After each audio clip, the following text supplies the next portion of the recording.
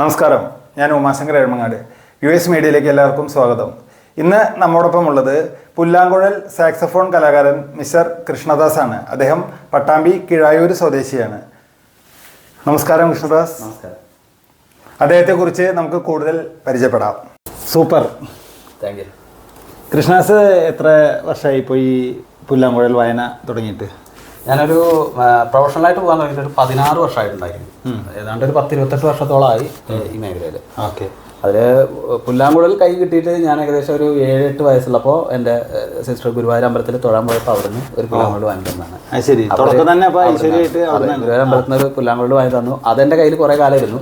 കുറേ വർഷങ്ങൾക്ക് ശേഷം ഒരു 10-15 വയസ്സൊക്കെ ഉള്ള സമയത്ത് എൻ്റെ വീട്ടിലൊരു അതിഥി വന്ന്, ആള് ചന്ദ്രൻ എന്നാണ് ആളുടെ പേര്. ആള് ഈ പുല്ലാങ്കുഴൽ എടുത്തിട്ട് അതിലൊരു പാട്ട് വായിച്ചു. അഷ്ടമി രോഹിണി നാളിലെ മനസ്സിരുന്നൊരു പാട്ടായിരുന്നു വായിച്ചത്. അപ്പോഴാണ് ഇതിൽ പുല്ലാങ്കുഴൽ പാട്ട് ഇങ്ങനെ വായിക്കാൻ പറ്റുന്നുള്ളൊരു ആ ഒരു ചിന്ത അപ്പോഴാണ്. പക്ഷേ എന്തോ ഒരു ഇതിൽ ഇനി ആ ആളെ ഞാൻ പിന്നെ ഇതുവരെ കണ്ടിട്ടില്ല എന്നുള്ളതാണ്. അത് ശരി.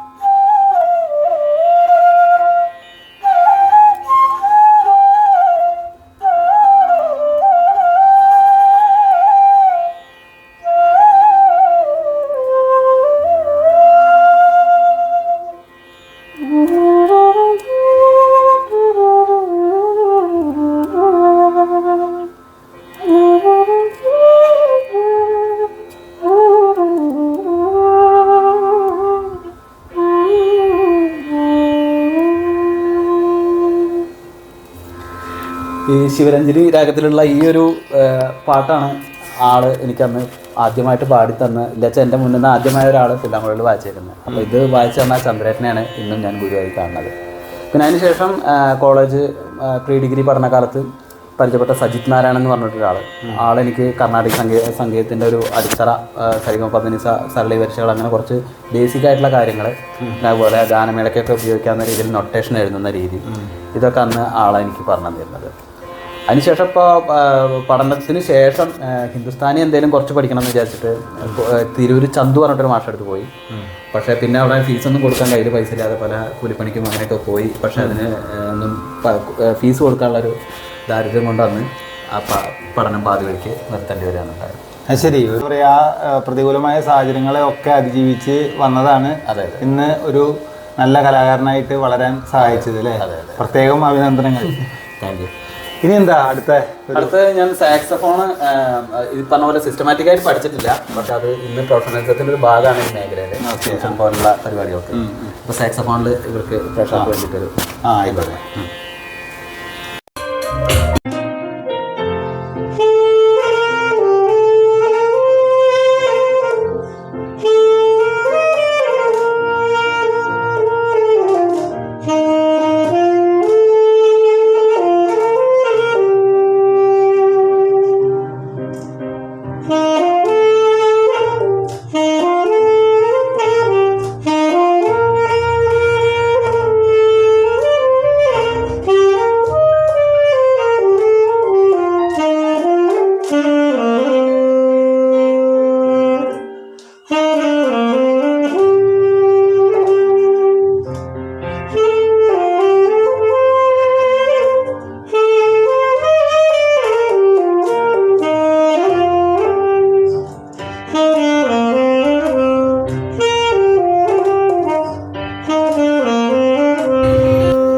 കൃഷ്ണദാസേ, ഈ പിന്നെ പുല്ലാങ്കുഴൽ വായന എന്ന് പറയുന്നത് പൊതുവെ നല്ല സ്റ്റൈനുള്ളൊരു സംഭവമാണെന്ന് ഞാൻ പറഞ്ഞു കേട്ടു. തീർച്ചയായും. അപ്പൊ ഈ സാക്സഫോൺ കുറച്ചും കൂടി കൂടുതൽ സ്റ്റൈൻ ആയിരിക്കും അല്ലേ? എങ്ങനെയാണ് അതിന്റെ ഒരു ഇത് നമ്മൾ പ്രാക്ടീസ് ചെയ്തു വരുമ്പോൾ ആ സ്ട്രെയിൻ നമുക്ക് കുറഞ്ഞു വരികയാണ് ചെയ്യുന്നത്. ഇപ്പം ആദ്യമായിട്ട് ഒരാൾ പെട്ടെന്ന് എടുത്തിട്ട് പുല്ലാങ്കുഴലായാലും സാക്സഫോൺ ആയാലും എടുത്ത് വായിക്കുമ്പോൾ ശബ്ദം പോലും വരില്ല. അപ്പോൾ സാക്സഫോണിലൊന്നും പ്രത്യേകിച്ച്. അപ്പോൾ അതിന് നമ്മൾ അത്യാവശ്യം നല്ല പ്രഷറിൽ തന്നെ വിൻഡ് കൊടുക്കണം. അപ്പോൾ അത് നമുക്ക് കുറച്ച് കഴിഞ്ഞാൽ നമ്മൾ വായിച്ച് പ്രാക്ടീസ് ചെയ്യുമ്പോൾ സ്ട്രെയിൻ കുറയും. ഇപ്പോൾ എൻ്റെ കുട്ടിക്കാലത്തൊക്കെ ഈ പറഞ്ഞ പോലെ ഫ്ലൂട്ട് വായിക്കുമ്പോൾ പല ആളുകളും നിരുത്സാഹപ്പെടുത്താൻ ശ്രമിച്ചിട്ടുണ്ടായിരുന്നു. ഇത് ചില ആസ്മ പോലുള്ള അസുഖങ്ങൾ വരും, പിന്നെ അതുപോലെ തന്നെ ചിലപ്പോൾ വൈകുന്നേരങ്ങളിലൊക്കെ വായിക്കുമ്പോൾ പാമ്പ് വരും എന്നൊക്കെ പറഞ്ഞു. പക്ഷേ അത്രയൊന്നും വിദ്യാഭ്യാസം ഇല്ലാതിരുന്നിട്ട് പോലും എൻ്റെ അച്ഛനും അമ്മയും അതിനെ പൂർണ്ണമായിട്ടും തള്ളിക്കളയുകയും അവർ പ്രോത്സാഹിപ്പിക്കുകയും ചെയ്ത കാരണം കൊണ്ട് തന്നെ അതിനൊക്കെയുള്ള ഒരു അനുമതി എനിക്ക് വീട്ടിൽ നിന്ന് ഉണ്ടായ കാരണം കൊണ്ട് തന്നെയാണ് ഞാൻ ഇന്ന് ഈ മേഖലയിൽ ഇങ്ങനെ.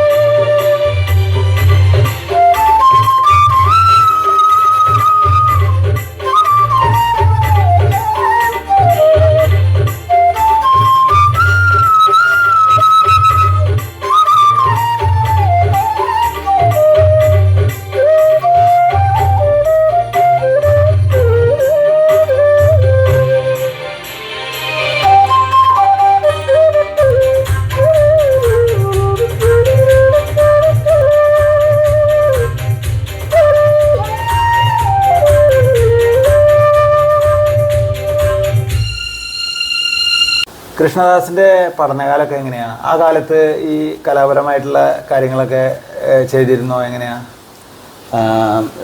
ഒരു 7ാം ക്ലാസ് വരെയുള്ള ഒരു UP കാലഘട്ടത്തിൽ നമ്മൾ കലാപ്രവർത്തനങ്ങളൊന്നും സ്കൂളിൽ ഉണ്ടായിരുന്നില്ല. സത്യം പറഞ്ഞു കഴിഞ്ഞാൽ ഒരു പക്ഷേ അറിഞ്ഞില്ല എന്ന് വേണം പറയാം. അതിനുശേഷം ഹൈസ്കൂൾ കാലഘട്ടത്തിലാണ് ഞാൻ ഈ കലോത്സവ വേദികളിലേക്ക് വരുന്നത്. അത് 8ാം ക്ലാസ് പഠിക്കുമ്പോൾ തന്നെ ലളിതഗാനം, അതുപോലെ കവിതാ പാരായണം, കവിതാ രചന, നാടകം, അതുപോലുള്ള മത്സരങ്ങളിലെല്ലാം എനിക്ക് സർട്ടിഫിക്കറ്റുകളും വിജയവും ഒക്കെ ഉണ്ടായിരുന്നു. അത് കഴിഞ്ഞ് 8, 9, 10 കാലത്തിലെല്ലാം പുല്ലാങ്കുഴൽ 10ാം ക്ലാസ്സിലൊക്കെ പഠിക്കുമ്പോഴാണ് ഞാൻ ആദ്യമായിട്ട് പുല്ലാങ്കുഴൽ മത്സരത്തിന് ചേർന്നത്. അന്ന് ഫസ്റ്റ് A ഗ്രേഡ് എനിക്ക് തന്നിരുന്നു. അന്ന് അവിടുന്ന് ജഡ്ജസ് പറഞ്ഞിരുന്നു എവിടുന്നെങ്കിലും കൃത്യമായി പഠിക്കണം എന്നൊക്കെ ഒരു ഉപദേശം തന്നിരുന്നു. തുടർന്ന് പട്ടാമ്പി ഹൈസ്കൂളിലെ പഠനം കഴിഞ്ഞ് പട്ടാമ്പി ഗവൺമെൻറ് സംസ്കൃത് കോളേജിലായിരുന്നു പ്രീ ഡിഗ്രി. അന്ന് പ്രീ ഡിഗ്രി ആയിരുന്നു. പ്രീ ഡിഗ്രിക്ക് പഠിക്കുമ്പോൾ ആദ്യ വർഷം തന്നെ എനിക്ക് പറഞ്ഞ പോലെ കോളേജിൽ ലളിതഗാനത്തിന് ഫസ്റ്റ് പ്രൈസ് കിട്ടിയിരുന്നു. പിന്നെ അന്നും ക്ലേ മോഡലിങ്, പുല്ലാങ്കുഴൽ, അതുപോലുള്ള മറ്റു മത്സരങ്ങളിലൊക്കെ ഞാൻ വളരെ ആക്റ്റീവായിരുന്നു കോളേജിൽ. പിന്നെ അതിന് ശേഷം ഡിഗ്രി പട്ടാമ്പി കോളേജിൽ തന്നെ BSc ബോട്ടണി ആയിരുന്നു ചെയ്തിരുന്നത്. ഡിഗ്രി കാലഘട്ടം ഞാൻ ഒരുപക്ഷെ എൻ്റെ പഠന വിഷയത്തേക്കാൾ ഉപരി ഞാൻ സംഗീതത്തിന് തന്നെയായിരുന്നു അന്ന് ഇമ്പോർട്ടൻസ് കൊടുത്തിരുന്നത്. കോളേജ് ലൈബ്രറിയിലെ ദക്ഷിണേന്ത്യൻ സംഗീതം എന്ന് പറഞ്ഞ രവീന്ദ്രൻ എന്ന് പറഞ്ഞ ആളുടെ ഒരു ബുക്ക്, അത് ഞാൻ ആദ്യാവസാനം ഒരുപാട് കാലം, അത് കോളേജിൽ പോകുന്ന കാലം എല്ലാ ദിവസവും പറഞ്ഞ പോലെ ഞാനത് റെഫർ ചെയ്തിരുന്നു. അപ്പോൾ കർണാടക സംഗീതത്തിൻ്റെ ഒരു ബേസിക് കാര്യങ്ങളെല്ലാം ഞാൻ വായിച്ച് പഠിച്ചത് ആ ബുക്കിൽ നിന്നാണ്, അത് കോളേജിൽ നിന്നാണ്. അപ്പോൾ എന്തായാലും കോളേജ് ജീവിതത്തിൽ ഞാൻ സംഗീതവും ഇതുമായി കലാപരമായിട്ടുള്ള എല്ലാ വിഷയത്തിലും ഒരുപാട് ആക്റ്റീവായിരുന്നു എന്നാണ് എൻ്റെ ഒരു കാഴ്ചപ്പാട്. അങ്ങനെയാണ് അത് അല്ലേ. പിന്നെ എന്താ പറയുക, ഈ കലാപരമായ ഈ കലാരംഗത്ത് എവിടേക്കാണ്, എത്ര സ്റ്റേജിൽ ഇപ്പോൾ ചെയ്തിട്ടുണ്ടാവും? ഇപ്പോൾ പ്രൊഫഷണലായിട്ട് ഞാൻ സ്റ്റേജുകൾ എന്ന് പറയുന്നത് ഒരു 2000-ഓളം സ്റ്റേജിൽ ചെയ്തിട്ടുണ്ടായിരുന്നു. ഒരു 1800-ലധികം എന്തായാലും ചെയ്തിട്ടുണ്ടായിരിക്കും. കാരണം ഒരു മാസം ഏകദേശം ഒരു 15-20 പ്രോഗ്രാം ആവറേജ് നമ്മൾ ചെയ്യുന്നുണ്ട്. അങ്ങനെ ഏതാണ്ട് 16-18 വർഷത്തോളമായി നമ്മൾ ഈ മേഖലയിൽ പ്രൊഫഷണലായിട്ട് ചെയ്യുന്നു. അപ്പോൾ അത്രത്തോളം. പിന്നെ ഇപ്പോൾ അടുത്ത് ഫ്യൂഷൻ എന്നുള്ള പ്രോഗ്രാം, അതായത് പാട്ടുകൾ വായിക്കുന്ന രീതിയിലുള്ള ഗാനമേളയ്ക്ക് ഇവരായിട്ട് അത്തരം പ്രോഗ്രാംസ് ഇപ്പോൾ കൂടുതലായി വരുന്നുണ്ട്. അത് അങ്ങനത്തെ പ്രോഗ്രാംസ് ഒരുപാട് ചെയ്യുന്നുണ്ട്. പുറത്തും എല്ലാം പോകുന്നുണ്ട്. കേരളത്തിന് പുറത്ത്, വിദേശത്തേക്ക് ഇതുവരെ പോകാനുള്ളൊരു 1-2 തവണ അവസരങ്ങൾ കിട്ടി. പക്ഷേ നമ്മുടെ കയ്യിൽ അതിൻ്റെ പാസ്പോർട്ടും കാര്യങ്ങളൊന്നും ആ സമയത്ത് ശരിയാവാത്ത കാരണം കൊണ്ട് പിന്നെ ഒരു തവണ ശരിയായി വന്നപ്പോൾ അത് വെള്ളപ്പൊക്കത്തിൻ്റെ ആ ഒരു സമയമായിരുന്നു. അന്ന് ഡോക്യുമെൻറ്റ്സ് മിസ്സാവുകയൊക്കെ ചെയ്തിട്ട് അങ്ങനെ 1-2 അവസരങ്ങൾ നഷ്ടപ്പെട്ടിട്ടുണ്ട്. കേരളത്തിന് പുറത്ത് ഇഷ്ടംപോലെ ഒരുപാട് സ്ഥലങ്ങളിൽ പോകാറുണ്ട് പ്രോഗ്രാംസ് ഒക്കെ ചെയ്ത്. പിന്നെ നമ്മൾ എൻ്റെ ഒരു ഭാഗ്യം എന്നുകൂടെ പറയാം, SPB സാറ് കേരളത്തിൽ പാടാൻ വന്ന സമയത്ത് എനിക്ക് അദ്ദേഹത്തിൻ്റെ കൂടെ സ്റ്റേജിൽ വായിക്കാനുള്ള ഒരു അവസരം കിട്ടിയിട്ടുണ്ട്. പിന്നെ ഒരുപാട് സംഗീത സംവിധായകർ, ഇപ്പോൾ വിദ്യാധരൻ മാഷ്, ഔസേപ്പച്ചൻ, മോഹൻ സിതാരാം, M ജയന്ദ്രൻ, ഇതുപോലുള്ള സംഗീത സംവിധായകരൊക്കെ കൂടെ സ്റ്റേജിൽ അവർ പ്രോഗ്രാമിൽ പങ്കെടുക്കാൻ കഴിഞ്ഞിട്ടുണ്ട്. പിന്നെ അതുപോലെ വിജയ് യേശുദാസ് പോലുള്ള മുൻനിര പാട്ടുകാരുടെ തന്നെ കൂടെ എനിക്ക് സ്റ്റേജിൽ പ്രോഗ്രാമിൽ പങ്കെടുക്കാൻ കഴിഞ്ഞിട്ടുണ്ട്. എനിക്കൊരു വലിയ ഭാഗ്യമായിട്ട് തന്നെ, വലിയൊരു ഭാഗ്യം തന്നെ തീർച്ചയായിട്ടും.